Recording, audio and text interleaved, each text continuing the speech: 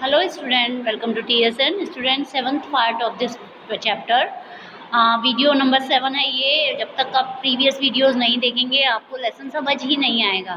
Third chapter चल रहा है हमारा। इसके अंदर मैंने आपको बताया था कि प्रीवियस वीडियो के अंदर रिफॉर्म्स बताए थे इंडिया के अंदर क्या क्या स्ट्रेटेजी रही है, और रिफॉर्म के बाद एम्प्लॉयमेंट पे, एग्रीकल्चर पे और इंडस्ट्रीज पे क्या क्या इफेक्ट आए हैं। Now let us start this investment. इसके ऊपर क्या पड़ा, every year the government fix a target for this investment कि ऑफ PSE की एक गवर्नमेंट हर साल एक डिसाइड करती है कि इतना इन्वेस्टमेंट होगा या इतना डिसइन्वेस्टमेंट करना है उसे। For instance of 1991-92 it was target to mobiles 2500 crore through disinvestment the government was able to mobilize। अब आपने देखा होगा कि गवर्नमेंट अपना एक टारगेट बना के चलती है कि इतना इन्वेस्टमेंट करना है on the industries, on the agriculture and employment and growth and every infrastructure. So the proceeds from this investment are used of offset and shortage of government revenue rather than using for the development of PSE।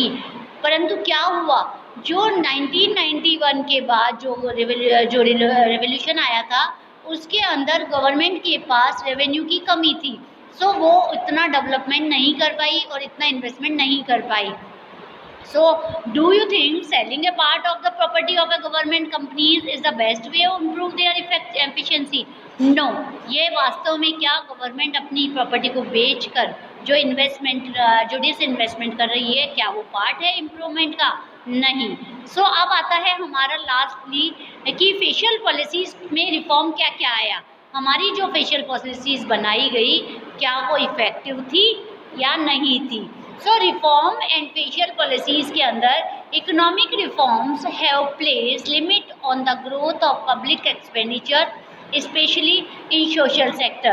the tax reduction in the reform period, उस समय government ने जो tax reduction किए थे वो क्या था, उनका एम क्या था, the aim at yielding larger revenue and curb tax evasion have not resulted in increase the tax revenue for the government, but also the reform policy involving traffic reduction has created the scope of rising revenue through custom duty।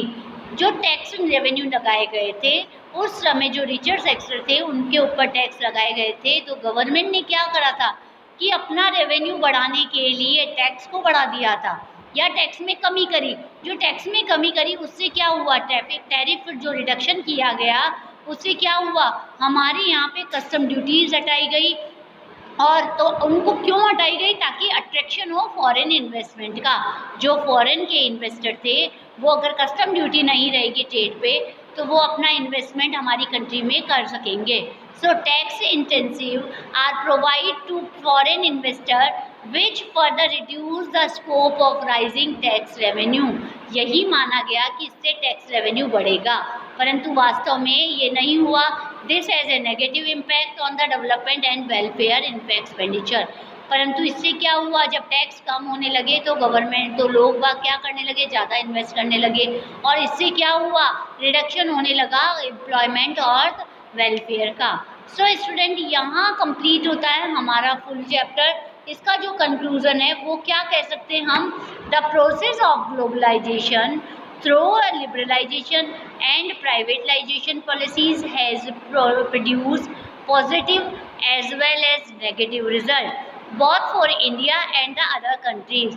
so यहाँ globalisation का जो पूरा बताया, globalisation के कुछ निष्कर्ष निकले हमारे, वो क्या क्या थे, वो थे उसके अंदर हमारे कुछ पॉजिटिव इम्पैक्ट भी आए और कुछ negative impact. So some scholars argue that globalization should be seen an opportunity in terms of greater access to global market, high technology, and increased possibility of larger industries on developing countries become important player of international area। कुछ लोगों का कहना था कि globalisation ने क्या किया, जो बेटर टेक्निक थी वो बढ़ाई और उससे क्या हुआ, सारी जो डेवलपिंग कंट्रीज थी वो डेवलप्ड की श्रेणी में आने लगी। परंतु वास्तव में क्या ये हुआ, इस चैप्टर के अंदर आपने पूरा कंक्लूजन देखा है कि क्या क्या प्रॉब्लम्स आई हैं क्या क्या इम्पैक्ट हुए हैं हमारी इकोनॉमी के ऊपर। सो यहाँ हम इस चैप्टर को कंप्लीट करते हैं। इसके कुछ टर्म्स आपको पढ़ने हैं, वो आप करेंगे। इसके अंदर मैं रिकैप बता रही हूँ आपका कि रिकैप में हमने क्या क्या करा है। इस चैप्टर की समरी बता रही हूँ, समराइज कर रही हूँ इस चैप्टर को। The economic facing problems on decline foreign exchange. Economy हमारी जब स्टार्ट हुई थी तो वो क्या था, फॉरेन एक्सचेंज, जो फॉरेन एक्सचेंज थे उस समय, वो क्या था उस समय हमारा foreign exchange, problem of decline foreign exchange. हमारी इकोनॉमी में 1991 के बाद फॉरेन एक्सचेंज कम होने लगा, ग्रोइंग इम्पोर्ट बढ़ने लगे और जो रेट थे एक्सपोर्ट के वो बढ़ने लगे, हाई इन्फ्लेशन होने लगा। So India change the economy policy in 1991। 80s के बाद की ये स्थिति थी। 1991 के हमारे इंडिया ने जो फेशियल पॉलिसी बनाई, जो फेशियल क्राइसिस था, जो प्रेशर था इंटरनेशनल ऑर्गेनाइजेशन पे, वर्ल्ड बैंक पे और IMF पे, वो उन्होंने कम्प्लीटली दिया। In the domestic economy, major reforms were undertaken in the industrial and financial sector. Major external sector reforms including foreign exchange, degradation and import liberalization with a view of improve the performance of public sector. आपने देखा होगा public sector हमने पूरा पढ़ा है इस chapter, इस lesson में। There was a concern on reducing the role of opening it on private sector. ये this was done through disinvestment and liberalisation measure. So student, I think आपको इतना समझ आया। Globalisation is the outcome of the policies. Globalisation ने क्या क्या outcome किया हमारी पॉलिसीज को। और liberalisation and privatisation, it mean an integral of the economy of the country with the world economy. ये वर्ल्ड इकोनॉमी में माना गया। Outsourcing is an emerging business activity.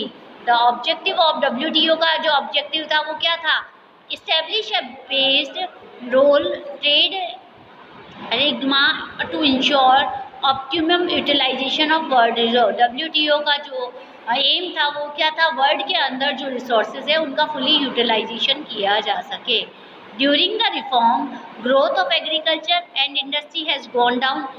जो ग्रोथ एग्रीकल्चर की थी, इंडस्ट्री की थी, वो नीचे आई, परंतु सर्विस सेक्टर क्या किया, ग्रोथ कर गया।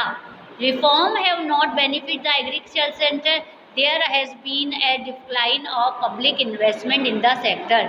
जो एग्रीकल्चर सेक्टर था उसके अंदर पब्लिक सेक्टर डिक्लाइन होने लगा, इन्वेस्टमेंट कम होने लगा। सो स्टूडेंट, यहाँ ये चैप्टर कंप्लीट होता है। इंडस्ट्रियल सेक्टर हमने पढ़ा, वो भी ग्रोथ हो रहा था, परंतु क्या था, इम्पोर्ट बढ़ रहे थे और लोअर इन्वेस्टमेंट हो रहा था। सो ये हमारा कंप्लीट हुआ है चैप्टर। ये थर्ड चैप्टर इंडियन इकोनॉमी का थर्ड चैप्टर कंप्लीट हो गया। इसके अंदर जो PDF है वो कंप्लीट करेंगे आप। नेक्स्ट वीडियो जो होगा वो चैप्टर नंबर जो यूनिट 3 है उसका कंप्लीट होगा। Thank you, till then.